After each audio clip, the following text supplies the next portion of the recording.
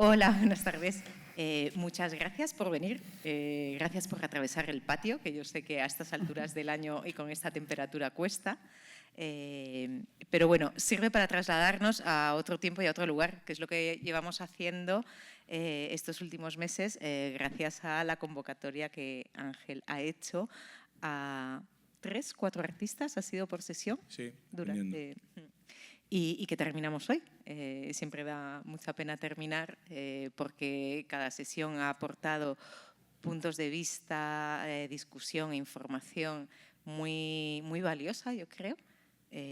Las tenemos disponibles en YouTube, este es el momento promocional. Y espero que las hayáis disfrutado también toda esta temporada, como lo hemos hecho desde el equipo de Conde Duque, y que el año que viene sigáis acompañándonos en esta aventura que tendrá nuevos formatos, pero que aquí seguirá y ya os iremos contando a partir de septiembre. Ángel, muchas gracias por todo el trabajo y por traernos a gente y descubrirnos tantas cosas y poder seguir, ¿no?, como esta charla agradable. Y ya no digo más, os dejo seguir charlando, que eso ha sido lo bonito de este ciclo. Gracias. Bueno, muy buenas tardes. Es como dice Marta, la quinta sesión de Las artistas y su palabra, o Los artistas y su palabra, que titulamos, era la tercera edición de este ciclo, que yo decidí darle el título de En otro tiempo, en otro lugar. Venía básicamente un poco, pues lo explico porque en todas las charlas fui introduciéndolo un poco para quien llegue nuevo y al mismo tiempo también para las personas que estamos en la mesa. En otro tiempo, en otro lugar, digamos que lo que buscaba era trabajar un poco con esa idea de encuentro que ya ha tenido lugar, ¿no?, de déjà vu, si queréis, y que en muchas ocasiones pues habían tenido lugar, eran conversaciones. Por ejemplo, hoy está Ángeles San José, que estuvo en la tercera charla, y que sí que era un encuentro que había tenido lugar, pues básicamente pues una serie de artistas que se habían encontrado en otras ocasiones ya, en algunos casos se habían encontrado muchos a lo largo de la vida, se habían acompañado mucho el trabajo, pero sí que es cierto que alguna de las charlas pues respondía casi un poco al capricho del comisario, que son esas licencias que a veces nos queremos tomar, pero no solo por el capricho, sino también por intentar generar una serie de vínculos y a veces por la propia intuición, ¿no?, de creer que poner en contacto a una serie de personas pues que puede ser muy interesante más allá de esta charla. La charla eso se desarrolla a lo largo de 1 hora y media más o menos, pero son charlas que de algún modo pues he intentado que tengan lugar antes o que si no lugar antes, por lo menos sí mantener una conversación de algún modo. En algún caso, pues hacer un Zoom, en otro caso, pues hacer un buen intercambio de emails en el que nos íbamos contando un poco el trabajo de unas y de otros. Y en este caso, para cerrar hoy, tengo que decir que conseguí al fin juntar a los 4 artistas hace 2 semanas. En los anteriores pues de pronto pues fallaba uno o había algunos que no estaban en Madrid, pero en este caso pues nos pudimos juntar en el estudio de Leiro un jueves también, una mañana, y se nos alargó la mañana, comentábamos antes, o sea que lo hubiésemos alargado mucho más pues porque la conversación era distendida y pues porque, como ocurre con estas charlas, pues las terminamos en un bar. Yo tengo a mi izquierda a Elena Blasco. Elena Blasco vive y trabaja en Madrid, expone regularmente desde los años 70, desde mediados de los 70 más o menos. Un artista cuyo trabajo, para quien lo conozca mucho o lo conozca poco, yo diría que destaca por la versatilidad, tanto en los materiales utilizados como en la formalización. Y leo una reseña breve que me encontré estos días que dice: su carrera artística concentra un conjunto singular de obras que se caracterizan por el brillante juego cromático, la variedad de técnicas y texturas y la mezcla de elementos de la alta y la baja cultura. A mi derecha tengo a Francisco Leiro, que es de Cambados, que estaba hasta ayer en Cambados y vino hoy a este calor infernal que ya empieza en Madrid. Y vives y trabajas en Madrid y Galicia desde hace, Madrid desde hace muchos años, pero también viviste en Nueva York durante 20, comentábamos. Expone regularmente desde los 70 también y se ha destacado por una manera muy específica de trabajar la madera y de incorporar a sus esculturas diversos materiales naturales o sintéticos, generando además grandes instalaciones. Leo también, hay en Leiro una predisposición hacia la ambivalencia y al juego con la incongruencia entre el lenguaje literal y el figurativo, es decir, tensa la distancia entre signo y significado. Formalmente en su trabajo se integran referencias al surrealismo, un arcaísmo de influencia griega, pero también centroamericana y un interés por la condición humana actual. También a mi derecha está Marta Barrenechea, que vive y trabaja en Madrid, se formó en la Complutense. La parte de formación aquí me parecía interesante porque Marta se forma primero en los 80 en la Complutense, después pasa por lugares como Artelecu, va a Italia también y después ya a principios de los 2000 a la Universidad de Barcelona y expone regularmente desde 2005 más o menos. Bueno, en realidad más tarde, 9 yo creo, 2008, o no me acuerdo. Y Leo, Marta destaca la importancia que tienen en su trabajo los materiales, las técnicas, las formas, los colores y las herramientas propias del lenguaje artístico en las que, por ejemplo, la contención o la relación entre las cosas son fundamentales. Y por último está Juan López, que es de Maliaño, del Alto Maliaño, en Cantabria, pero que vive y trabaja en Madrid también desde hace bastantes años. Y anotaba también yo pues, que trabaja desde el dibujo y la escultura a partir del espacio urbano y de las maneras que tenemos de relacionarnos con él. Atiende a sutilezas, a fallos y a excepciones que se dan en el día a día y que quiebran la norma, y con los años su trabajo ha ido derivando en grandes instalaciones, en piezas y acciones sonoras o incluso en performance que estiran el lenguaje y lo deforman hasta quebrarlo. Antes de empezar con lo primero que os quería preguntar, nos encontramos, eso, como os decía, hace un par de semanas y hoy me saltaba la duda de si ya os conocíais, o sea, que ya os conocíais previamente, creo que más o menos, pero ¿conocíais vuestros trabajos? Los trabajos, sí. Yo a Marta, pero a Leiro también de toda la vida, pero no mucho, casi nada. Y a Juan, ¿no? Yo conocí a Leiro recientemente, de estos últimos años, su trabajo. Conocía tu trabajo, pero no te conocía personalmente y a ti no te conocía. Sí, sí. Yo conocí a Elena personalmente desde el 2009, así. Y a vosotros, bueno, tu trabajo tampoco te conocía. Y los vuestros, pues sí, claro.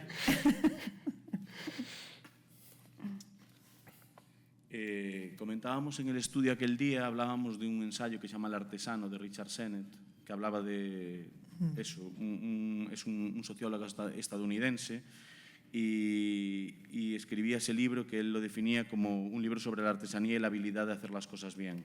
Y en él se dedicaba un apartado al concepto de la conciencia material, en el que indica que lo que hace interesante un objeto es el campo de conciencia propia del artesano y que todos sus esfuerzos por lograr un trabajo de buena calidad dependen de su curiosidad por el material que tiene entre las manos. De eso hablamos ya en aquel encuentro, incluso hoy se enviaba un WhatsApp de última hora como diciendo, pensemos en eso, y yo me preguntaba,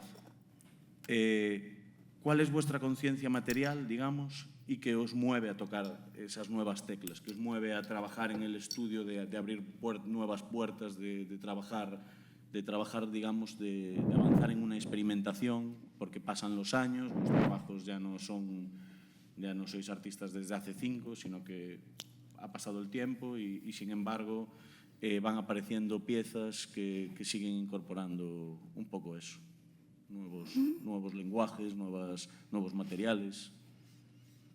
¿Quién quiere empezar?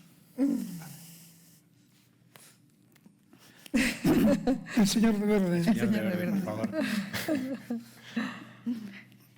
Bueno, en el caso de la escultura, cuando montas un taller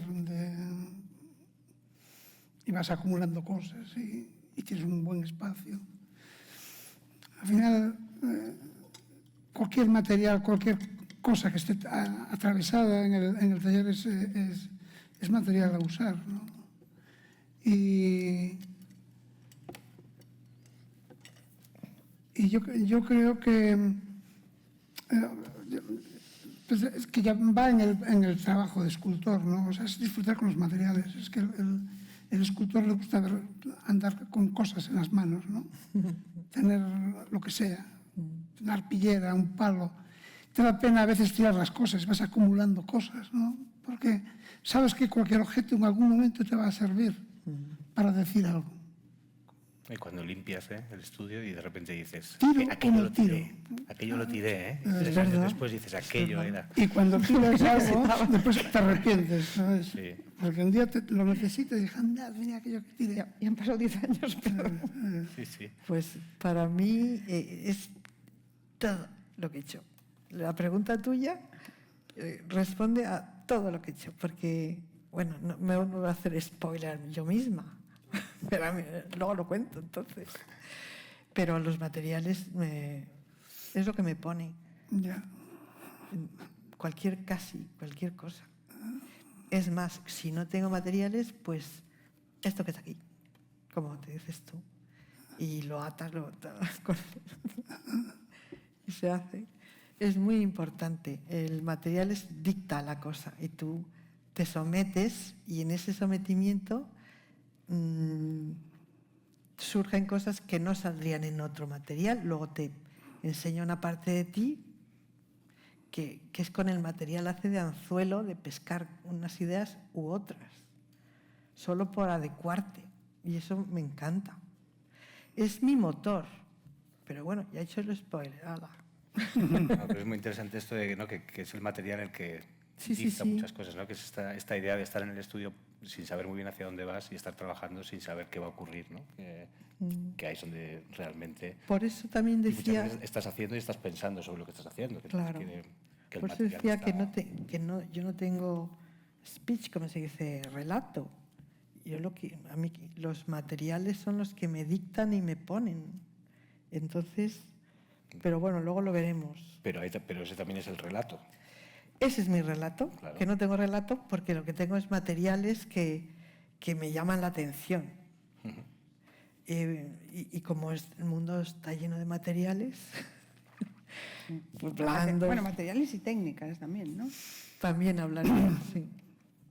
Sí, yo creo que hay, bueno, por lo menos en mi caso, hay a veces como cierto hartazgo ya, ¿no? Llevas haciendo un tiempo una cosa y ya no, aquello ya te aburre. Por ejemplo, cuando fui a la Facultad de Bellas Artes de Barcelona, cuando volví ya con 40 años o así, era porque quería hacer escultura. Yo ya estaba... o sea, hay veces que ya dices, bueno, ya he acabado, ya estoy hasta las narices, voy a hacer otra cosa, ¿no? Y hay veces que simplemente una cosa te curiosea mucho y dices, ¿y esto? Porque efectivamente tienen como algo que decir por sí mismos, ¿no? Y lo ves. Y también eso, bueno, lo que os describí, que yo creo que a mí me parece eso, que como tienen algo que decir por sí mismos, me gusta ponerlos como juntos, ¿no? O sea, este mismo motivo con esta técnica y este material y este mismo motivo con otra. Y a ver cómo se comportan entre ellos, cómo se relacionan, porque desde luego es el punto de partida, sí. Es un punto de partida muy importante para todos, ¿no? Tú hablabas del motor y yo estaba pensando en ese motor de Zodiac que hay en esa escultura de Leiro, ¿no? Que tú ahora que hablas de los materiales están allí, decir, claro, ¿cómo aparece un motor de una Zodiac debajo de una escultura? Digo, aparece porque hay un motor de una Zodiac allí, a mano en el momento, que se piensa en él y que hace casi de cuña, ¿no? Bueno, en ese caso lo fui a comprar porque quería esto. Porque Sí, puede ser, ¿no? en ese caso lo fui a buscar. Y porque necesitaba un elemento que tuviera un significado concreto, que era ese motor escondido debajo. Porque la escultura se llama, que la tengo en casa, se llama Frontera. Era un mensaje un poco a la frontera y al contrabando. Y no hay más. Un elemento que simboliza el contrabando es un motor, una fraborda, ¿no? Y luego hay otra cosa que es que te encuentras con... Tú vas a una tienda, te encuentras una cosa, no la necesitas, no la buscas, no nada, ¿Qué te gusta? pero te la compras. Y entonces tienes una sensación muy loca. Eso me pasa mucho, pero bueno, estoy contando ya desde el fin. Bueno, es igual. Veo una tumbona y digo, me la compro. Pero además, así. Y no me compro la colchoneta. Y digo, pero ¿para qué quiero yo una tumbona sin colchoneta? Yo todavía estoy pensando que me quiero tumbar, pero no me quiero tumbar. Al cabo de 2 años encuentro unos tiestos de plástico en Resopal y algunos están partidos aposta para llegar a la pared.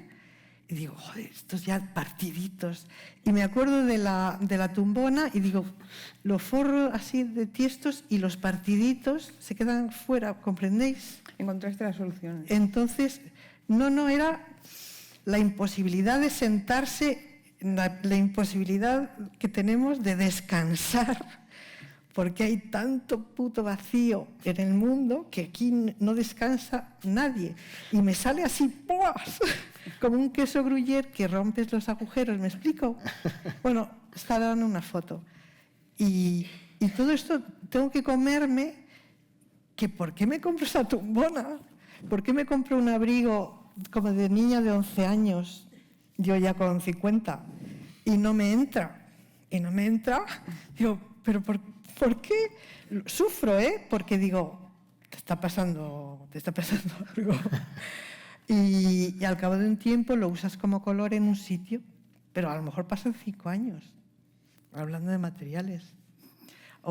Ya último, bueno, no, contaré más, pero voy con el coche, paso por el rastro y en una esquina asquerosa, en la Bobia, ese bar, muy sucia, pero veo un esqueleto de una silla, oye, como si reconociera a mi prima.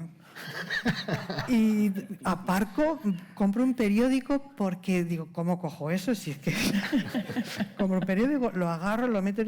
También está muchos años en casa hasta que conozco un tío que coincidimos al lado, es herrero, me hace un lazo enorme así y lo enchufa a la silla.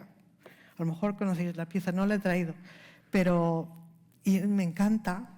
Imaginaros un esqueleto de una silla, un lazo muy grande así que hace así y enhebra y la pinto de amarillo. 7 años la silla esperando a encontrar su lugar. Sí, y eso me encanta porque De todos modos, para ese tipo de práctica son prácticas artísticas distintas y otras que las hay que funcionan de maneras muy, muy diferentes. Pero entiendo que para eso también al final se requiere de un espacio para poder acumular. Y claro, una ciudad como Madrid cada vez ofrece menos posibilidades de tener un espacio para acumular. Yo me acuerdo, por ejemplo, de una charla hace muchos años de Carlos Pazos, del artista. Carlos Pazos en realidad es una especie de gran acumulador que lleva toda la vida acumulando objetos y que de vez en cuando, pues 2 de ellos hacen así y esa es la pieza. el bañador con un sable. Claro, y funciona de esa manera, pero claro, eso ocurre que necesites casi una nave, no para ensamblar, pero sí para acumular todo eso y que sea casi como una especie de inventario que te va saltando. Nunca he tenido mucho espacio, yo fíjate, ¿eh? ¿Y la tumbona dónde la tenías? Pues pliega. se pliega, es de Ikea. Te abulta como esto. Una tablita.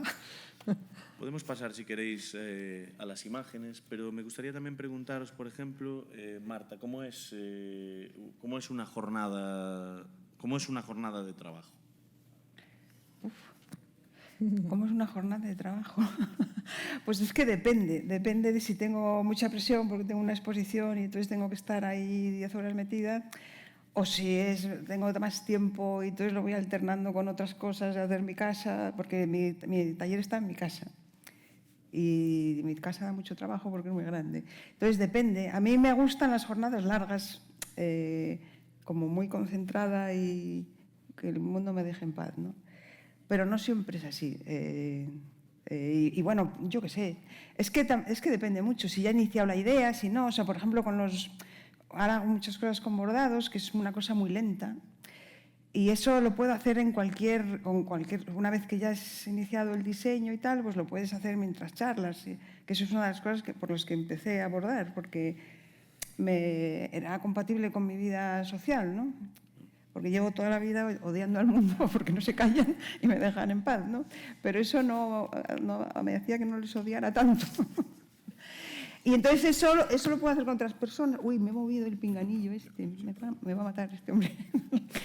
Pero claro, si eso luego ya tengo que pintar, pues eso ya es en mi taller, porque normalmente lo mezclo con otras técnicas. Hay cosas que tienen que ser en absoluta soledad para mí, no puedo estar distraída con nada más. Y bueno, el punto de partida, porque lo mismo que dices, Elena, de los materiales, te pasa también como con las ideas, ¿no? De repente ves una cosa que no se sabe por qué. Pues, por ejemplo, una silla de madera con unos pies de esos de león, ¿no? Como muy historiada, que se me quedaron los pies de león. Y entonces me ocurrieron unos paisajes con pies de león, porque si una silla puede tener pies de león, pues unos paisajes también, ¿no? Son como asociaciones, un poco como lo que decías de los materiales. Hay como asociaciones extrañas en la cabeza. Y yo, cuando estoy realmente, que no es ya el trabajo más mecánico de bordar, lo que intento es dejar la cabeza como loca, no ser excesivamente, no ser nada racional. Es como ponerte para mí en modo avión, ¿no? O sea, en otra actitud, no sé. Es como más perteneciente al campo de las artes. Y ahí, pues, yo qué sé, probar lo que sale. Y lo más difícil para mí siempre, y creo que para todos, es juzgar lo tuyo, ¿no? O sea, es mucho más fácil empezar una cosa, es más difícil saber cuándo acaba, ¿no? Cuándo ha acabado. Y lo más difícil de todo es saber si es buena o mala. O sea, eso yo creo que necesitas como un tiempo de alejarte de ti mismo. Hay veces que al día siguiente dices, menuda mierda, pero hay veces que necesitas más tiempo. Eso para mí es lo más difícil. Y Leiro, por ejemplo, para ti, que tú alternas el estudio de Madrid con estudio en Cambados, entiendo que existe una planificación mayor, ¿no? Es decir, pues pasar un periodo allí para poder ensamblar, por ejemplo, para poder... El tipo de escultura que hago, que es escultura en madera figurativa, pues, y trabajo tamaños pues, así un poquito considerables, me es más práctico empezar las piezas en mi estudio de Galicia, porque tengo más espacio, más máquinas más grandes, yo qué sé. Y las traigo para aquí ya esbozadas. O sea, la primera fase, que es la copia de materiales, la construcción, el ensamblaje, toda esa fase la hago en Galicia. Por las piezas las traigo para Madrid y aquí las remato ya con calma.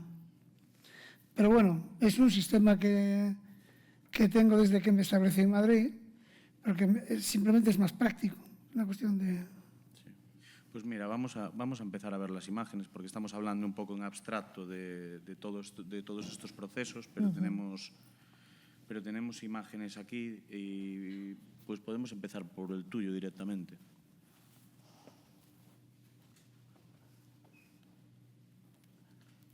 Claro, esos son unos tablones, tal como vienen del almacén.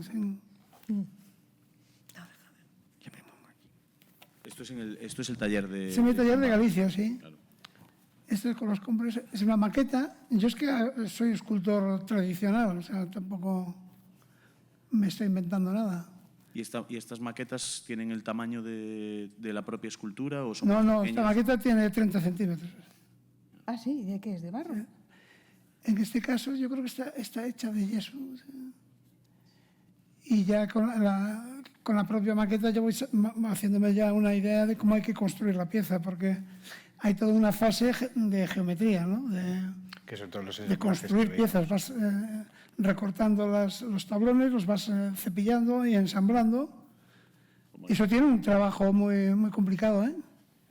Ves esos tablones que se ven ahí ya con esos cortes, después se van uniendo. Eso es un trabajo muy bonito. O sea, cada fase de la escultura ya es una escultura. Es verdad. Bueno, puedes dejarlo así y ya es una pieza. Hablábamos el día que estuvimos en tu taller, ¿no? de la posibilidad de dejarlo como estaban, aquellos primeros ensamblajes. Cualquier fase es una escultura. Sí, sí. Desde el tablón en el carrito, Sí. hablábamos antes de la conclusión que llegaron los artistas minimal, de que no había que tocar nada. Que ibas a un almacén, compras una plancha de acero, la apoyas, Richard Serra, sus primeras piezas eran así. Ya últimamente pues las trabaja y tal. Pero las primeras eran unas planchas de acero apoyadas, simplemente.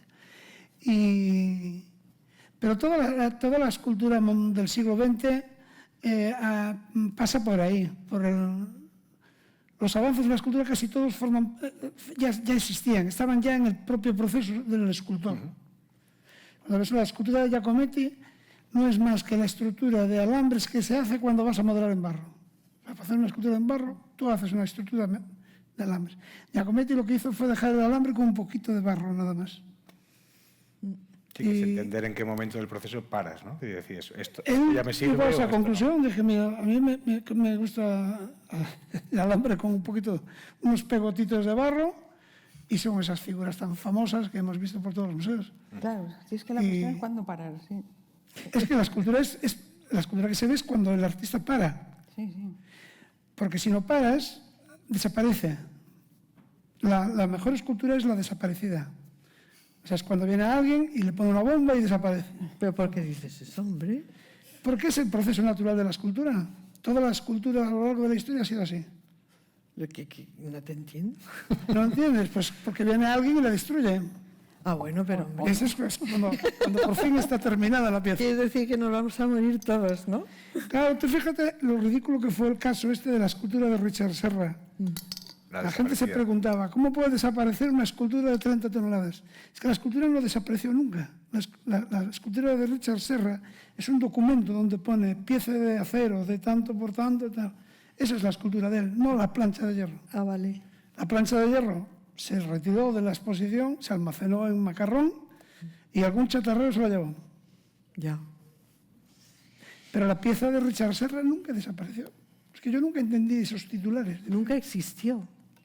Sí existió. Sí existió, se llegó, existe. En el almacén. No, siempre en el existirá. documento. En el chatarrero. Ah, en el documento. El documento que pone chapa de acero cortén de 5 metros por 3, de espesor de tanto de carbono, acero con carbono, aleación con no sé qué, tal y cual. Esa es la pieza. Lo otro es que te traigan la chapa y ponerla ahí. Ya. Quiero decir, el objeto, si quieres darle el valor que le damos, ¿no?, a los objetos, ya es otra cosa. Pero tú cuándo decides parar, porque claro, yo veo estas cosas, digo, No, yo lo dejaba así todo el rato, son tan bonitos en sí, ¿no? Claro, es que fíjate, mira, mismo los gatos, cuando pones un gato, ¿cuántos artistas han hecho eso? Con gatos. De poner una cosa con unos gatos. Lo hemos visto miles de Todos veces. los que quieras. Es que son muy bonitos Miles los de gatos, ¿eh? Tú, sin embargo, le vas dando, le vas dando. Yo es que soy tradicional, yo no acabo las piezas tampoco, pero avanzo más. Pero fíjate, en los últimos años, yo creo que ya casi 10 años, con toda esta estética del fragmento, la cantidad de artistas que hemos visto por todo el mundo, utilizando moldes, los moldes Sí. de yeso. De pronto alguien descubre que existen los moldes. Es que son muy bonitos. Normalmente ves el positivo, no ves el molde se tira, usas el positivo. Pasa también mucho con muchos escultores que por fin tienen dinero, van a una fundición a fundir algo y les encantan los rebarbos. O sea, en vez de la pieza que ellos llevan a fundir, lo que les gusta es lo que sobra. Cuando funden, aparecen los rebarbos, los chorretones, chorretones de que sobran del metal y tal. Y eso lo estamos viendo en artistas. Hay una señora vasca muy conocida que usa esta. Aprovecha Con los cartones quizás estos porque que es una vimos. parte menos controlada, porque tú vas con una pieza en concreto y No, de pronto porque- lo que se te va de... No, pues ¿sabes qué pasa? Al escultor profesional, como eso forma parte del día a día, sabes que es bello y que es interesante, pero no le das importancia. Ya. Pero yo creo que sí que... No le das importancia. Pero sí que... La cuestión es si quieres dársela. Sí, como los cartones Claro, tuyos que vimos eso es la en la gracia. que de repente dices, "Uy, esto Claro, pues que cualquier objeto que haya en un taller puede servir, ¿no? Es el valor que le des. Bueno, entonces- Pero que justo en esa experimentación y en ese encontrar, o sea, tú tienes un objetivo para hacer una pieza, pero muchas veces lo interesante es lo que pasa alrededor. Y hay que saber también decir, vale, lo bueno está ahí, Claro. pero tienes una excusa para trabajar, ¿no? Tú te fijas, voy a pintar un cuadro rojo y todo lo que pasa alrededor seguramente es más interesante que pintar el cuadro rojo o que hacer la escultura de hierro.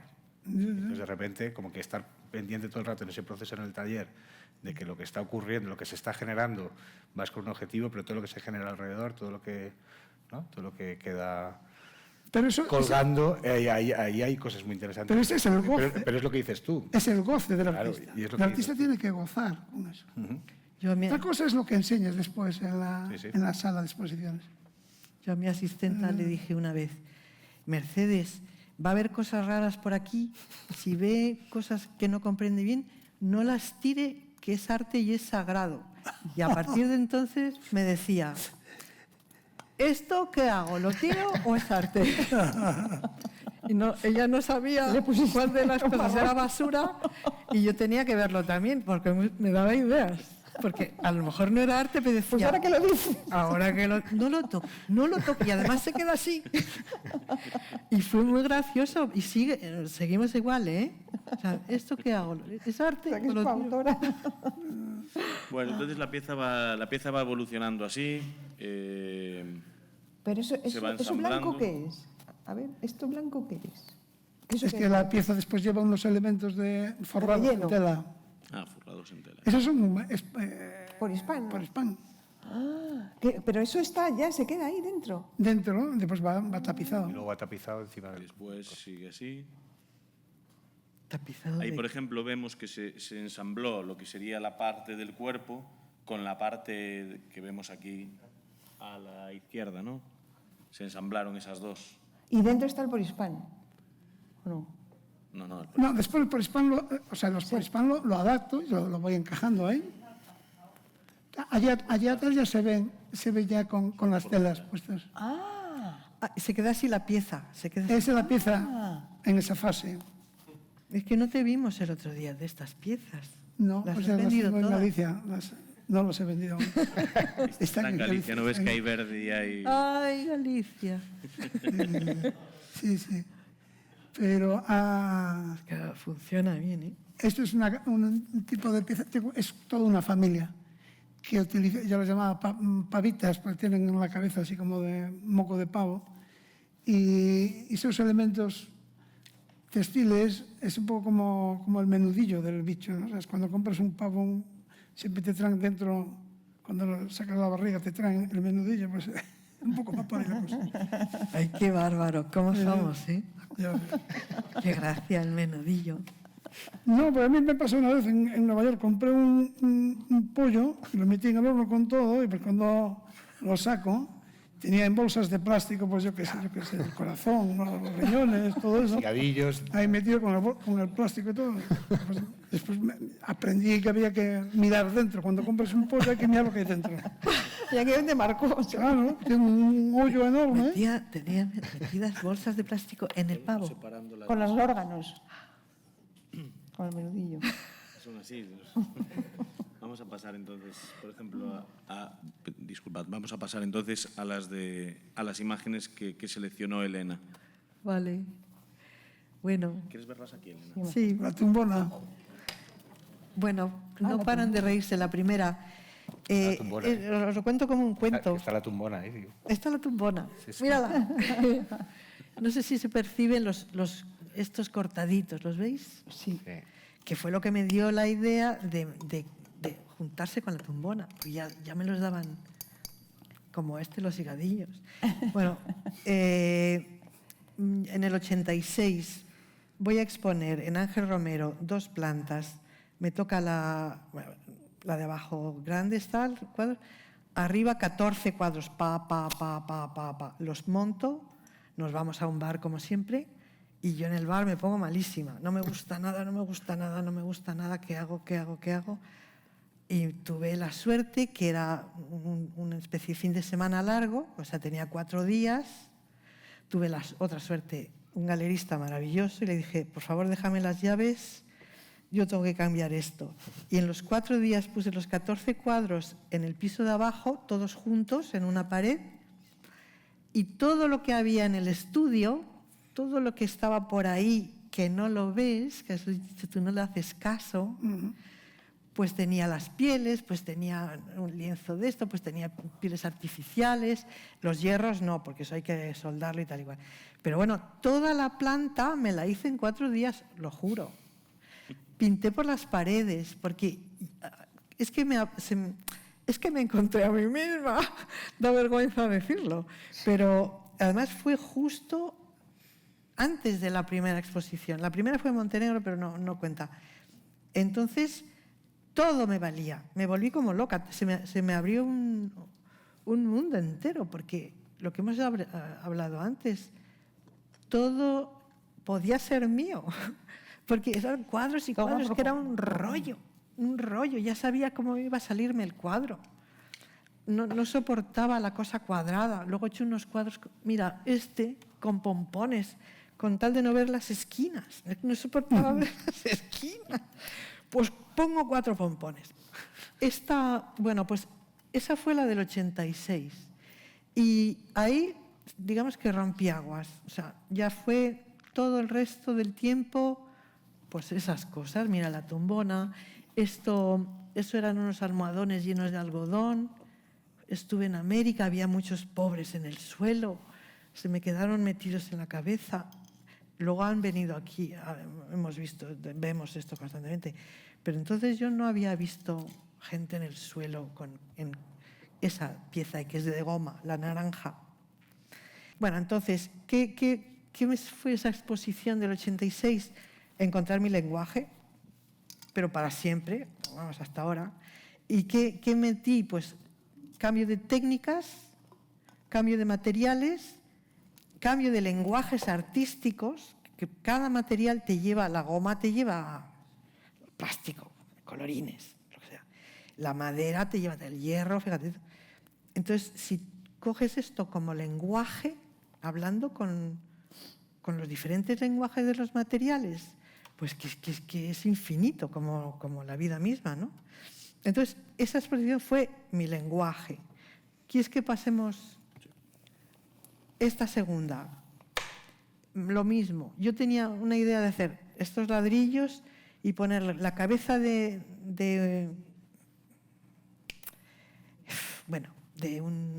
una ovejita. No, de un animal de goma que, muy conocido, que ahora mismo no me le da la gana. Lo compré en el Corte Inglés. El pato Donald o una cosa así. Era un pato. Y fui al Corte Inglés, encima me dice el tío, no queda nada de eso, señora. Han arramplado con todo. Pero tengo aquí una cabeza. Era un pato, sí. Una cabeza y un culo, que era lo que yo quería. Digo, esto es una señal otra vez de arriba, porque, llego, lo pongo, no funciona. Pero está esta cabeza por ahí, que ha hecho un niño que estaba, un sobrino. De papel maché o algo así. No, de tela, bien, todo muy bien. La pongo y me pongo nerviosísima porque digo, Dios, ahí está. Y a mí no me da nada de no saber. Yo digo, es que me asusto. Digo, ¡ay, qué preciosidad! Es que me vuelve loca. Lo digo porque para eso he venido, para contaros la película. Entonces le hice lo de abajo, le hice a la princesita, que la princesita es ser mujer. O sea, primero mi lenguaje. Bueno, ahora tengo mi lenguaje, es ser mujer. ¿Es bueno o es malo? Pues es bueno si te dan fuego, porque yo fumaba muchísimo. Es muy malo si te pagan o no te pagan la mitad o menos. Era horroroso ser mujer en esos otros términos, ¿no? Entonces, la princesita lo contenía, lo sigue conteniendo. Es princesita porque tiene un copete, y eso no se lo quita a nadie, pero es así, es como un perro. Es pequeña, es pobre, es de barro. De hecho, no hay forma de venderla. A mí me parece, muy bonita. Entonces, le hice la casa, muebles de goma, papel pintado, todas las mujeres nos pasaba lo mismo, y los jarrones de goma. Es una estructura metálica, qué diferentes somos, Leiro, una estructura metálica que sujeta la goma virgen. Es más grande la goma virgen que la estructura, entonces se queda como, le salen tripas así, la mueve, se hace, y los jarrones igual. Y me hacía mucha gracia esa idea de interiorismo, ¿no? Parece que es sólido, pero no es verdad. Bueno, ahí hay tela, lana, muchos materiales ya desparramados. O sea, ya fue... La goma es una maravilla también, me vuelve loca. Bueno, si quieres pasamos de foto, no quiero acaparar. Y aquí está, esto es una técnica. Las técnicas igualmente, te encuentras con una técnica que te abre un mundo. En este caso eran las anilinas. Los colores Vallejo tienen unos amarillos y unos rojos que ningún otro color, ni óleo ni nada tienen. ¿Por qué? Pues porque son anilinas, son acuarelas y usan el blanco del papel. Son transparentes, entonces el amarillo está, pero el blanco del papel está iluminando. Entonces no hay nada más rabioso. ¿Qué pasa? Yo cojo el rojo y el amarillo, que ya me suelen gustar, y si lo hago en húmedo se mueve como venas. Las venas rojas son rápidamente sangre. De lejos son flores, pero si no, son sangre. Esta era la guerra de Irak, fijaros. Estamos hablando del 92 y la princesita del 90. O sea, hace 33, bueno, no sé. Entonces me gustó muchísimo poder tratar cosas de violencia con el amarillo y el rojo, porque es de las cosas más violentas que puedes hacer en color, independientemente de la bandera, casi chirría, no está en la gama. El amarillo, bueno, podría estar en la gama del amarillo al magenta, está, de hecho, pero tan lejos que ya no es armonioso, es doloroso, y máximo si son venas, ¿no? ¿Y qué quiero contar con esto? Bueno, pues quiero contar que yo me limito a usar ese contraste de color tan salvaje y esas cosas me ofrecen temas y al leer yo lo que he hecho digo, caray, estoy hablando de la violencia de género que hay en el mundo, además de la guerra. O sea, es que me viene como... O sea, yo hago esto para saber qué pienso. No pienso una cosa y digo, oh, las mujeres. No, caray, estamos jodidas. O lo que sea, ¿no? Me informa. Lo que yo hago me informa a mí, no es al revés. Y bueno, pues ahí está, la isla de la abundancia. No he puesto los títulos para... Bueno, pero amor mío, ¿dónde estás? Es aquella cortina. Pasa en mi casa, otra vez, otro hallazgo feliz. Voy por mi casa, empuja la cortina, se queda en unos zapatos y parece que hay alguien aquí. Está mal puesta, pero tenía que estar un poco más baja y la cortina no es así. Entonces yo no tenía novio y digo, pero amor mío, ¿dónde estás? Que no te veo. No te escondas. Claro, digo, parece que... pero no está. Y me llevé la cortina con las zapatillas. Es la propia pieza. Ahí.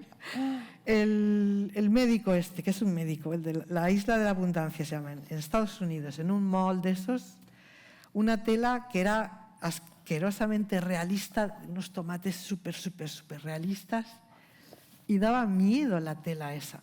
Y me hablaba muy bien, me hablaba muy bien de la superabundancia y de la exageración del consumo tan bestial de esos malls, que ahora las tenemos aquí, pero cuando fui no estaban, y me daba miedo la tela esa.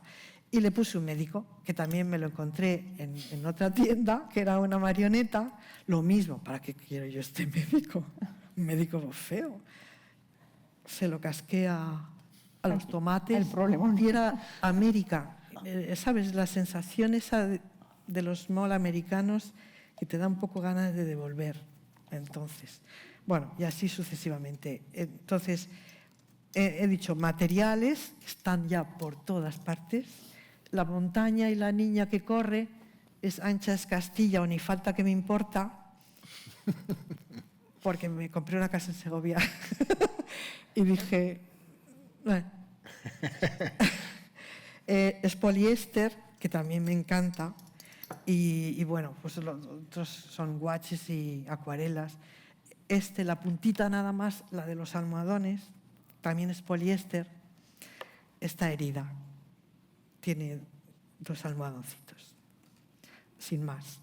Entonces, esta exposición era qué pasaba en el mundo. Yo ya tengo mi lenguaje, yo ya sé que ser mujer es bueno y malo, las dos cosas, y por lo demás, violencia que a mansalva. Ya me callo. Es que tengo miedo. Ah, bueno, aquí hay otra. Esto es del año pasado, o de este año. Este es el arco de este año. Ahí he traído a esta otra vez. Mira, aquí hay una que es bonita. Esa también tiene 30 años. Una catalítica con una estufa. Perdón, una catalítica con un tiesto. No tenían nada en mi casa, pero estaba la catalítica y un tiesto en la terraza. Lo junté con esa cuerda y no sabéis cómo hace, como un imán. A mí me parece que es como un matrimonio. Me da también un poco de angustia, porque es como los dos contrarios, pero es preciosa, pero rara, fuerte. Bueno, ya está. Y que sigo con los materiales, con las gomas, con los... Todo eso es látex, papeles, en fin. Eso es lo que os quería decir, que las cosas me explican a mí, no al revés. Eso es todo. Amigos. Queridos. Yo creo que tú me contaste mientras cambias que fuiste al Corte Inglés y dije, ¿tienen patodonas? No, señora, se la ha acabado. Sí, Pues vamos pues a a ver, comprar estoy buscando patodonas. un pato. Dice, es que se han llevado todo. Mira, aquí tengo una cabeza y unas piernas, un culo. Y dije, démelo. Dice, no, no me dé nada si está roto. Y era justo lo que yo necesitaba. Bueno, esto es lo mío. Marta, vamos a ver lo tuyo y después seguimos con Juan. Ya. Pues mira, esto lo he querido traer porque es lo típico que no vais a ver más que vosotros, porque jamás se llevará al mundo exterior. Porque, pues eso, yo he estado muchos años, muchísimos, sin que nadie viera mi trabajo. Y bueno, pues ahora últimamente, desde hace unos años, empezado a exponer en galerías y tal, pero hay cosas que creo que no tienen como cabida comercial, ¿no? No sé, no creo que, o por lo menos en mis circunstancias actuales, no creo que nadie lo vaya a ver. Y entonces esto lo he hecho hace poco, que este es una pared de mi taller y bueno, pues eso, ahí hay muchos materiales distintos. Esto, o sea, eso es una pieza con resina y cemento. Es una especie de chimenea. En mi cabeza la idea de partida de esas chimeneas de los países nórdicos, que son como medio de cerámica. En el tubo ese hay azulejos y también hay piezas bordadas, es que no se ve bien. Y luego el cuadrito ese también tiene bordado ese mismo motivo, o sea, ahí pequeñito. Y es esa idea de pues, distintas técnicas y materiales repetidos de otra manera. Y luego en los papeles pintados hay como también el motivo este de las piezas que son de cemento y resina, que es, bueno, eso las hice con una pieza de hierro en un taller de escultura cuando estaba en Barcelona, con un yunque que lo vas haciendo como un bollo, ¿no? Y bueno, un rollo. En fin, esto lo he traído porque es de esas cosas que no voy a poder salir, no van a poder salir, me parece a mí.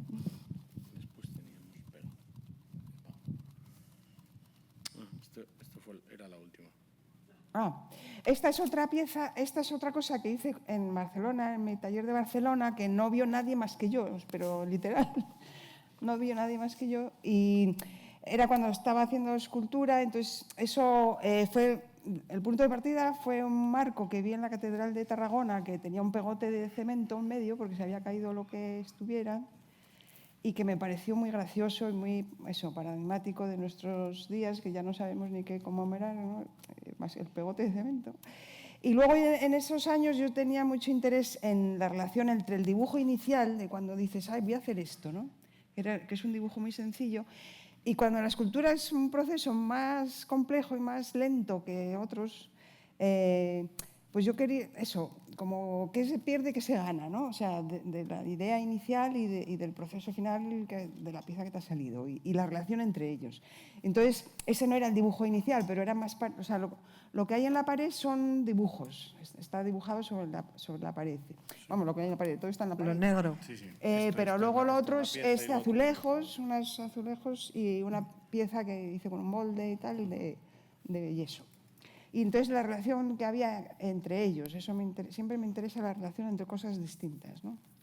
Y bueno, pues eso, lo he enseñado porque no lo vio nadie y por lo menos lo vimos nosotros. Y esto también es reciente, que lo hice en un taller, en una residencia que me invitaron el año pasado en Portugal, en Arraiolos, que tenían una técnica en ese pueblo, unas puntadas especiales desde hace siglos y siglos. Y entonces era una casa preciosa, llena de cosas preciosas, mi habitación era la pera. Y entre otras había ese marquito, era un marquito como de seda, con pasamanería y había un santo ahí. Bueno, todo era precioso. Y entonces pensé hacer algo con eso. Y me llamó la atención lo diferente que era el marco del santo. O sea, este mismo objeto pues tenía dos cosas muy distintas, el santo y el objeto. Y entonces de ahí hice esto, que por dentro hay como lana de las ovejas directo. Eso blanco es porque hubo ahí una feria de cómo esquilaban las ovejas, entonces es la lana de las ovejas. También quería que fuera como muy distinto del marco, ¿no? Y luego también, eso a su vez está cosido en una tela, en una manta de lana, pero la pieza son las dos cosas, el dibujo y la manta con la pieza, con los puntos de arrayolos, ¿no? O sea, eso, yo siempre quiero que las dos cosas distintas con el mismo motivo se relacionen. Y con esto ocurre más o menos. Y esto ocurre lo mismo. Esto además tiene como muchos años, porque empecé... son filacterias, que son esos rollitos de los cuadros que dicen un mensaje, ¿no? Que eso siempre me han llamado mucho la atención porque se empeñaron en darnos un mensaje que ahora no entendemos porque está en latín, ya no lo sabemos, ¿no? Pero ahí quedó. Y entonces hice esta filacteria que es de resina y arena. Marta, díselo allí. La otra. O sea, esa la hice en Barcelona, eso es una escultura, ¿no? Es con resina, fibra de vidrio, arena de playa y luego tiene como unas piedrecitas. En realidad era como los tesorillos que te encuentras por la playa. Cuando vas por la playa y dices, ¡uy, qué bonito! Entonces ese era el mensaje que quería decir la filacteria, los tesorillos. Y luego con los años, pues con ese mismo motivo he hecho otras cosas, pero han pasado muchos años. Pues un plato de cerámica está arriba pintado, que no hay un detalle, y eso es lo último que hice, que fue el año pasado, que eso es un papel con un grafito y luego lo de medio está bordado, o sea, hay muchas técnicas y... Existe mucho la representación de las cosas, digamos, como lo primero es la filacteria, aquí hay la representación de la filacteria, Sí, y es algo que ocurre, esa está relación entre el dibujo pequeño y la escultura, que a veces no tiene por qué ser del dibujo a la escultura, sino que a veces va de la escultura al dibujo. Eso es. Por ejemplo, la pieza anterior, en realidad el dibujo lo hice después. Primero hice todo el bordado ese. O sea, Genial. yo no sé si hay más. Yo creo que no. No. Pues ya estamos. Lo de la pared, esto que es como una estampación. No, lo de la pared lo hice en un papel, o sea, a mano. Lo hice a mano. Pero y son papeles encolados en la pared. Bueno, están puestos con imanes. No están encolados, ¿no? Y entonces los he enrollado. Era un rollo de estos de Ikea, de niños. Que lo pinté uno a uno. Y Juan...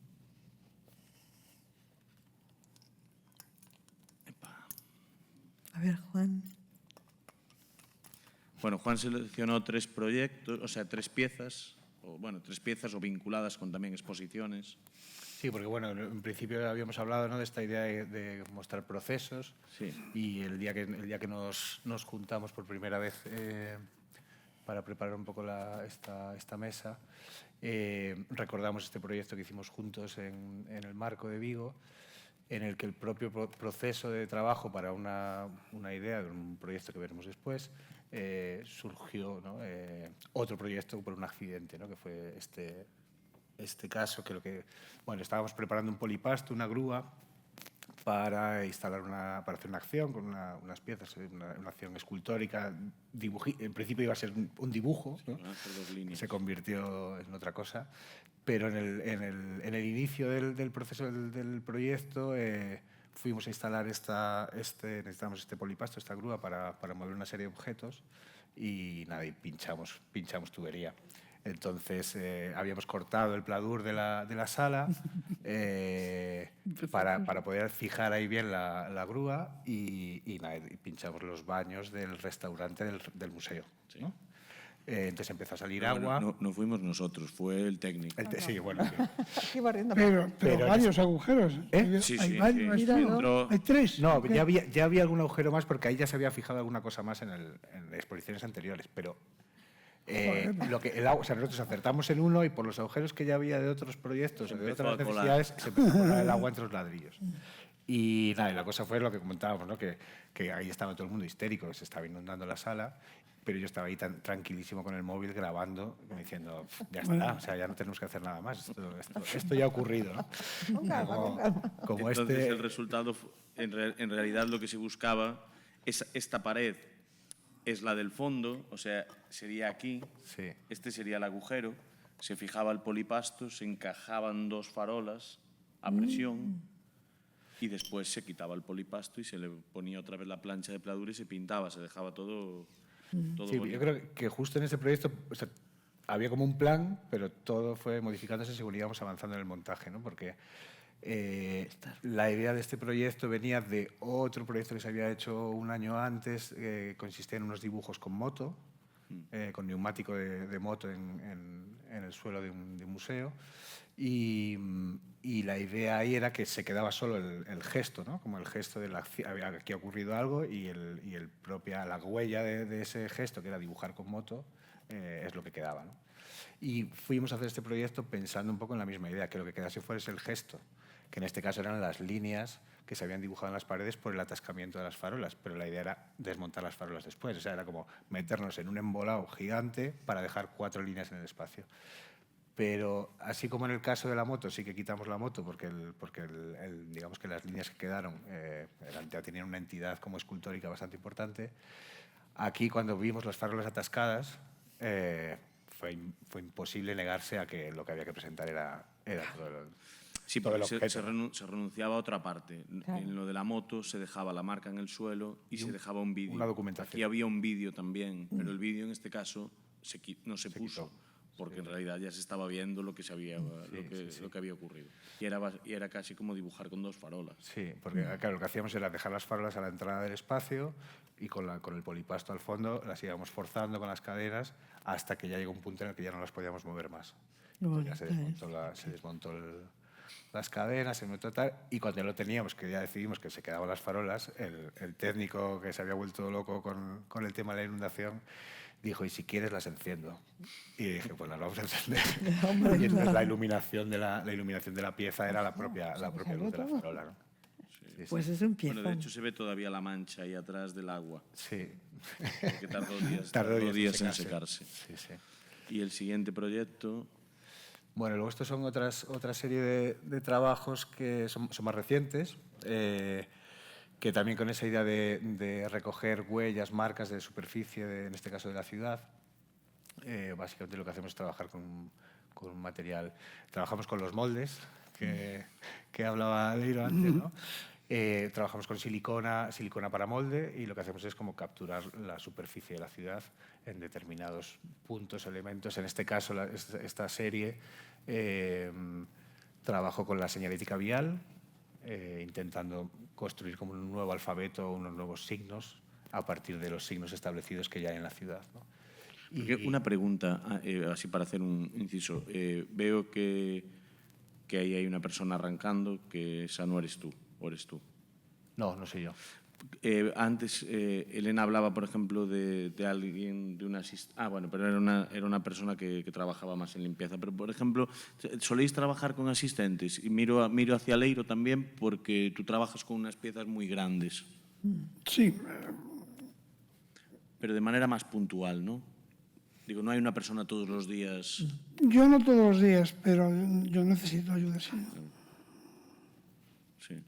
Para mí es importantísimo poder hacer la cosa yo, pero importantísimo. Por eso poliéster, por eso telas, por eso ligero, porque no es que no quiera tener ayuda, es que trabajas cuando te da la gana y haces lo que puedes. Es importantísimo que yo coja esta pieza, la ponga aquí y haga otra cosa. En mi caso, eso, pues, toda la parte de taller es mucho de dibujo, que obviamente lo controlo yo, y mucho paseo por la ciudad y mucha documentación fotográfica y mucho ese archivo, lo que hablábamos también, que yo voy generando mi archivo, y solo necesito, o sea, tengo ayuda obviamente para proyectos grandes, para proyectos de intervención, ¿no?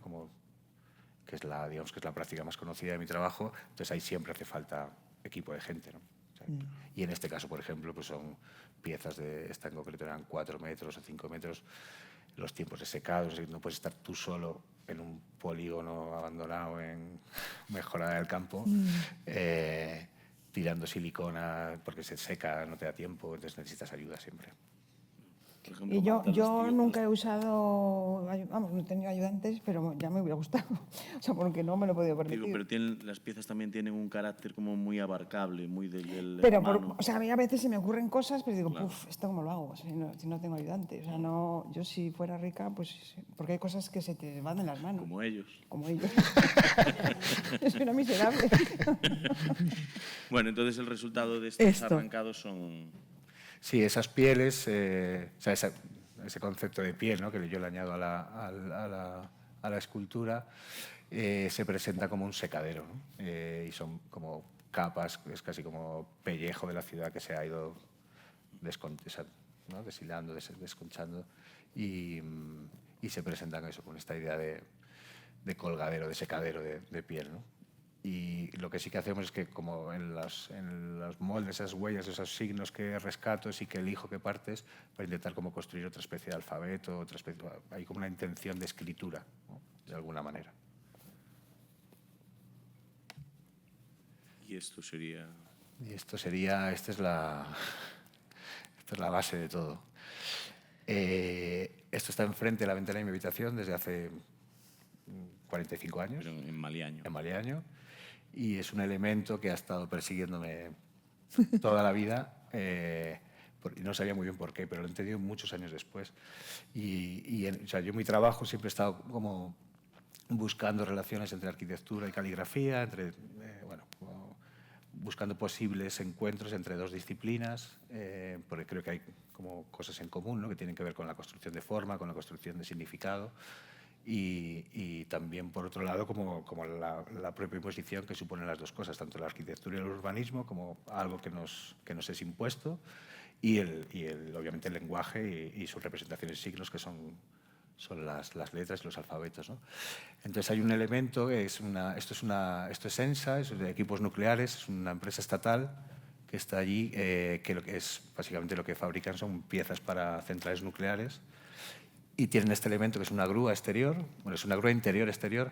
Estos dos elementos rojos entran toda la nave hacia adentro y ahí se utiliza para cargar las piezas a los barcos cuando son piezas muy grandes que no pueden ir ni por autovía ni por carretera, ¿no? O sea, las sacan en barco. Y bueno, pues llevo toda la vida teniéndolo enfrente, caminando por ahí y tal, y de repente como ese elemento, ¿no?, esa doble, yo lo llamo la doble T, es como ese elemento caligráfico, tipográfico, industrial, como de obra civil también, ¿no?, que tiene una serie de significados que me interesan bastante, y siempre ha sido como aparte que es un lugar donde he visitado muchísimo, aquí a la izquierda es donde íbamos a fumar porros, y estábamos, básicamente es como un lugar, ¿no?, escondido, que no se puede llegar. Entonces, de chaval siempre... Sí, porque es una empresa, o sea, es una empresa estatal que tiene sus limitaciones, pero sí que en el lateral, en la machina, hay unos pequeños pasadizos que sí que tiene que dejar para el pueblo, y estás justo a un lado, ¿no?, y las tienes como desde la vista lateral. Esto es desde el otro lado de la ría, y se ve de frente.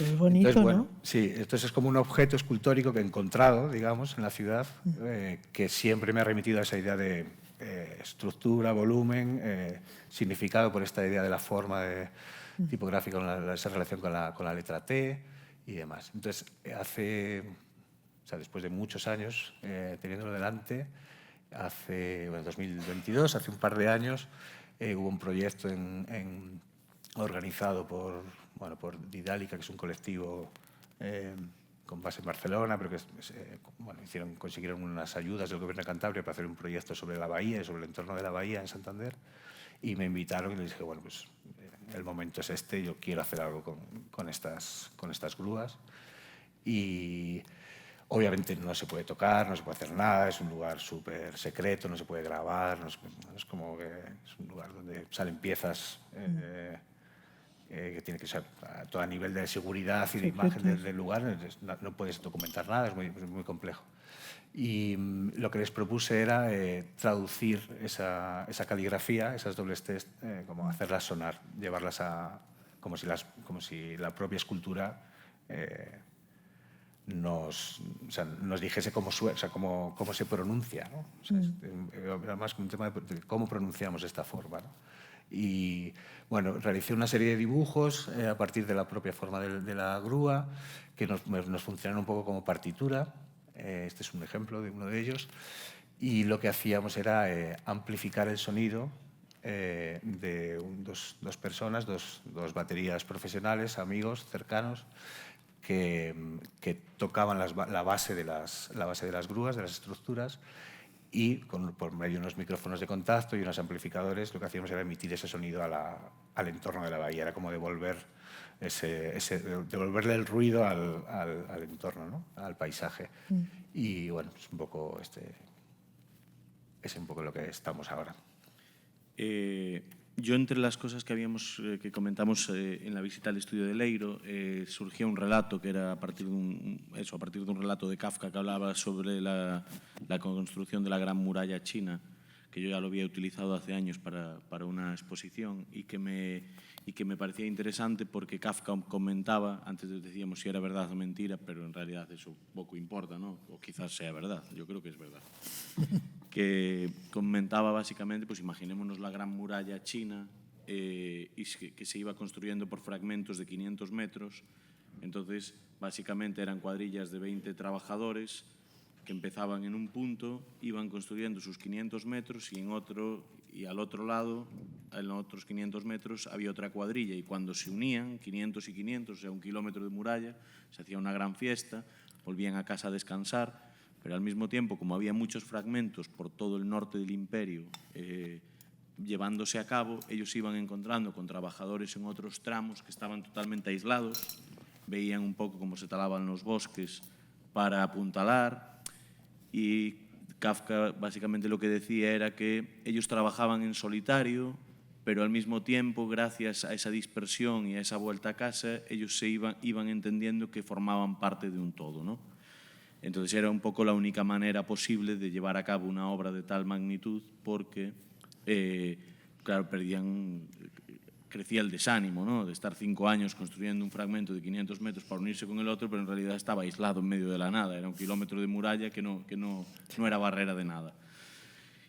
Y yo cuento todo esto porque a mí me parecía también interesante, después de ver un poco estos procesos de trabajo, estas maneras de trabajar de forma aislada, porque incluso apenas hay asistentes tampoco, por lo que hemos podido ver, pero también me interesaba preguntaros si desde que empezasteis a trabajar, de algún modo, más allá de la soledad del estudio o del proceso, de entender el proceso como de uno mismo, os habéis sentido, un poco lo preguntaba así, que teniendo en cuenta, bueno, si os consideráis parte de un todo o al menos de un algo en algún momento, ¿no? Es decir, si ha existido el diálogo, entiendo que siempre existe el diálogo entre artistas más allá del estudio, que existe también, no sé quién comentaba antes, Marta comentaba sobre la idea de juzgar lo tuyo, ¿no? Es decir, esa problemática de juzgarlo de uno mismo, que muchas veces aparece la figura de los compañeros que pueden pasar por el taller, que te puedes sentar a comentar un poco eso. Entonces, intentar entender también con vosotros si en algún momento, ya no a nivel generacional, pero si os habéis sentido parte de un pequeño fragmento de esa muralla, ¿no? Pero que entendéis que se compone con otros. Es importantísimo. Vamos, yo siempre lo digo, que gran parte de mi evolución en este mundo es gracias a los amigos y amigos artistas, compartir con ellos ideas, tanto en las visitas de taller como en las charlas nocturnas, ¿no? Esas charlas que acaban a las 5 de la mañana, que es que inventes el mundo, ¿no? Con los años son más cortas las charlas, porque ya haciendo memoria la cantidad de tonterías que puedes decir cuando eres joven, ¿no? Pero es importantísimo, yo creo que sí. Y a mí siempre me gustó la visita de taller, ir con amigos. amigo pintor, y empieza a enseñarse cuadros. Una cosa muy bonita, además. Preciosa, sí. Muy importante, ¿no? Yo creo Es muy importante. O sea, y como esa conexión de distintas generaciones, y no sé, como, no siempre como artistas llave, que tienen la capacidad de estar como con artistas por encima de él y con artistas por debajo, y tienen esa capacidad de conectar a gente. Entonces es como la base de generar algo entre todos, ¿no? Y o sea, no tiene nada que ver con pertenecer a una generación, sino como esa conexión intergeneracional. Y hay artistas claves que lo consiguen en nuestro contexto y internacionalmente, ¿no? Y creo que eso es muy importante. Esas figuras yo creo que son clave porque generan esa relación, esas combinaciones. Muchas veces pasa también con los propios proyectos y con los propios trabajos. Tú estás en medio de historia del arte, ¿no? Y obviamente estamos influenciados por miles de cosas que hemos visto, que hemos leído, y o sea, no sé hasta qué punto todo lo que generamos es novedoso. Yo creo que aportamos nuestra visión a las cosas, ¿no? Y lo mismo que estamos rodeados de artistas, tanto por arriba como por abajo, estamos rodeados de historia del arte con el futuro, con lo que venga y con el peso del pasado, ¿no? Entonces estamos influenciados por todos los lados también ahí. Bueno, yo en mi caso, la verdad es que he estado aisladísima. O sea, no tenía amigos artistas, he estado viviendo en muchos sitios de España durante 20 años. O sea, empecé Bellas Artes en Madrid, pero me fui muy joven, no lo acabé. Y realmente ha sido la soledad absoluta. No.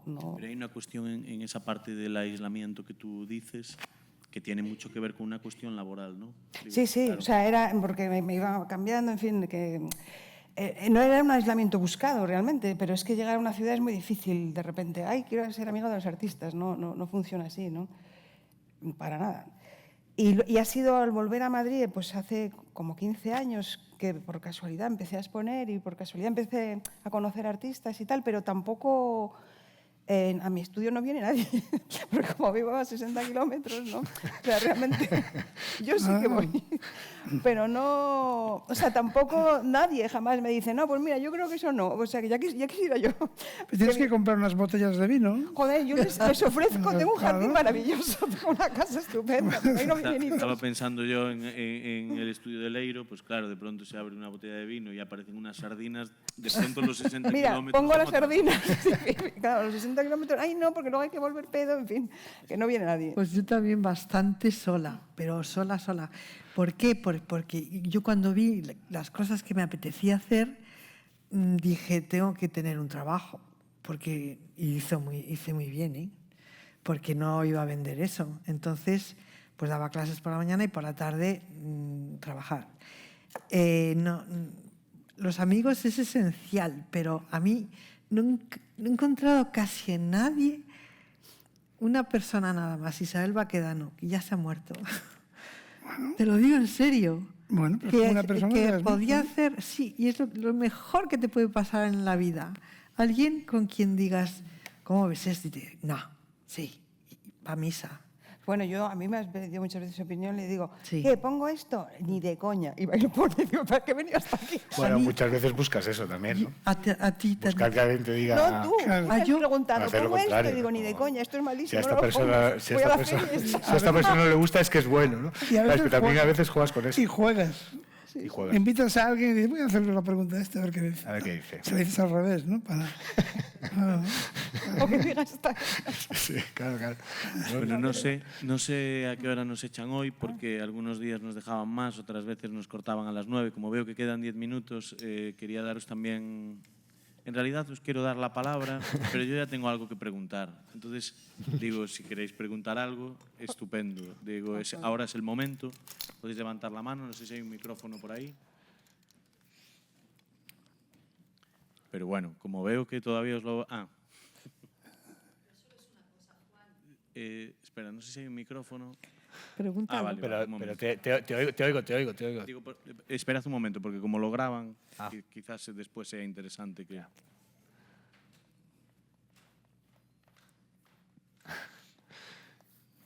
Protocolo. Es una tontuna como un piano, pero bueno. Es que si pones la diapositiva anterior, ¿puedes? Sí. Eso que tú llamas test, con el reflejo hace una H. También. Y en el dibujo, En términos si pasas a- si- de metal, Claro, porque en el dibujo esa vibración es la como- doble- como si pasas seco. a la doble T, siguiente, que es la viga de... Pues, pues si- poner la imagen si de pasas a la partitura. siguiente, en el dibujo también hay muchas H's así, en este sentido. Pero es la doble T. Cuando vas a comprar una viga de acero, se llaman así, doble T. O sea, hablábamos un día de que somos Y el perfil también de una viga, ¿no? Somos artistas más de El perfil ferretería de una que viga de también te bellas hace una T, ¿verdad? Los escultores. ¿Cuál? Exacto. Que el perfil de la viga esta es también justo lo que una comenta TH. Este o I o... No, bueno, que hablábamos esto de un día de esta idea de los artistas de ferretería y no de material de bellas artes, ¿no? Sí, yo también. Yo me puedo pasar 3 horas en la ferretería. Eso fue en una charla en Santander. Sí, fue una charla en Santander. Juan me había invitado a una charla y estaba también otro artista que coincide que era tu tío y que yo en la charla dije básicamente que me parecía que erais unos artistas más del Leroy Merlin que de Gecko, por ejemplo, de Bellas Artes. De obra mal, sí. Juan le dio la risa allí, pero su tío se quedó con cara de pero ¿y este? ¿Me está vacilando o no me está vacilando? Y hablando, por ejemplo, de eso, pues de otros artistas, yo quiero preguntaros también si hay, y eso ya os lo lancé antes, no es así una sorpresa, pensar en, digamos, en una exposición que en algún momento os haya marcado, que hayáis dicho, quizás, sé que a veces es complicado pensar en esto, pero que de pronto hayáis dicho, pues por esa exposición soy artista yo, o sea, o hay algo que define mucho mi práctica artística. ¿El señor de verde? Señor de verde. O tú, Marta, por favor. Bueno, yo lo he pensado. O sea, es una exposición que en realidad yo ya estaba formada, digamos que no fue al principio. Pero como he dicho antes, yo he sido como una especie de outsider, no una outsider auténtica, porque hice Bellas Artes y tal, pero he estado tan aislada. Y realmente es que lo que más me gusta del mundo son los outsiders. O sea, me gusta muchísimo cuando son buenos, ¿no? Y la exposición de James Castle en el Reina Sofía me gustó muchísimo y pienso mucho en él. O sea, cuando digo, esto no tengo ni idea cómo hacerlo, pero James tampoco lo sabía y ahí se puso, ¿no? O sea, eso de apáñatelas con lo que tengas. Y para mí es como que inventó todo el arte él solito en su granja de Idaho. Voy a hacer la escultura, y se ponía ahí con carteles y hacía una especie de escultura, ¿no? Y esa idea me gusta mucho. Aparte que me encanta todo su trabajo, y esa idea de apañártelas también. Y eso realmente, cada 2 por 3 pienso en esa exposición. O sea, yo ya era mayor cuando la vi, pero sí que me marcó, sí. Y Leiro, ¿tú, por ejemplo? A mí se me ocurre un viaje que hice con mi padre a Barcelona. Yo me crié en un pueblo en Galicia y, bueno, después viví en Santiago un tiempo, pero yo no sé si fue en el año 74 a la feria de Montjuïc, la feria de muestras. Y estaba por primera vez la URSS, tenía un pabellón propio. Y había unas máquinas de hacer tornillos y unas cosas alucinantes. Y había también cápsulas espaciales. Aquello me dejó fascinado. Entre eso y la Fundación Miró. Y ver las esculturas de Miró hechas con cosas encontradas y fundidas en bronce y no sé qué. Por decir algo, ¿eh? Sí, por decir algo, porque hay tantas cosas. Pues a mí, en mi caso, ya con 25 años ya, o así, una pequeña exposición que se llamaba Edurne, la galería, en la calle Montesquinza, y era de Gordillo, y eran unos hojas de bloc, todavía con las cositas de la espiral, a boli, humildes, horripendos. Pero dije, joder, Aquí iban todos se pegados. puede hacer lo que se quiera. Eran así, los dibujitos pegados, ¿no? Sí. Es que me suena a mí haber visto eso. Y me gustó una barbaridad, porque me liberó, me dio un clic. Sí, esos dibujos de él así muy sueltos, ¿no? Sí, medio surrealistas, ¿no? Como ¿Sabes lo que dice? Los conocéis, ¿no? Bueno, Sí, esos sí. casi así automáticos, casi. ¿Y tú, Juan? Pues yo, aparte de la doble T, que estaba presente siempre, y obviamente la influencia de tener un tío escultor en la familia, que era visitar a mi abuela y descubrir que había una habitación donde había cosas que yo veía por la calle, pero de repente estaban en casa. Era como, ¿qué pasa ahí? ¿No? Yo era muy niño, pero entendía que ahí estaba pasando algo que me atraía a aquella habitación, que era el estudio que tenía mi tío en casa de mi abuela. Pero bueno, eso es como lo local, sí, lo local. Pero yo creo que el momento bestia no es una exposición, es un libro, es una exposición que no vi, que es el catálogo del IBAM de Gordon Matta Clark, que es que me pegó todo el zapatazo entero. Ese me dejó totalmente... O sea, como la posibilidad, ¿no?, de atacar grandes estructuras, era como, bueno, esto aquí se abre un camino muy interesante. Bueno, son las 9. No sé si queréis preguntar algo más, digo, porque llevamos 1 horita y media hablando y a veces estar aquí se convierte también en la dictadura de teneros ahí todo el tiempo que nos apetezca y como no funciona así. No sé si queréis preguntar algo más. Si no, también nos lo podemos preguntar en el bar de enfrente. Porque siempre surgen otros... Casi sí. Siempre pierde un poco el miedo a coger el micrófono y... Eso, muchas gracias. Cerramos hoy el ciclo. Muchas gracias otra vez por venir, porque además está un día de calor, pero bueno, en realidad como no se para en la calle, uno se queda en casa, si hubiese playa, pero uno se queda en casa o se viene aquí, que es lo que habéis hecho, y entonces si os apetece, pues continuamos la charla en el bar más cercano. En el bar de enfrente, concretamente, ¿cómo se llama? Para que no se equivoquen, porque está lleno. Es uno que hace esquina. Yo creo que es el peor, pero siempre tiene sitio y siempre nos acogen. Un poco hacia arriba. O sea, saliendo a la izquierda y la esquina que hay enfrente de un gallego. ¿Hay un gallego aquí? Que no falte ni uno. Siempre hay un gallego. Bueno, pues muchas gracias y Muchas gracias. nada, eso, nos vemos ahora.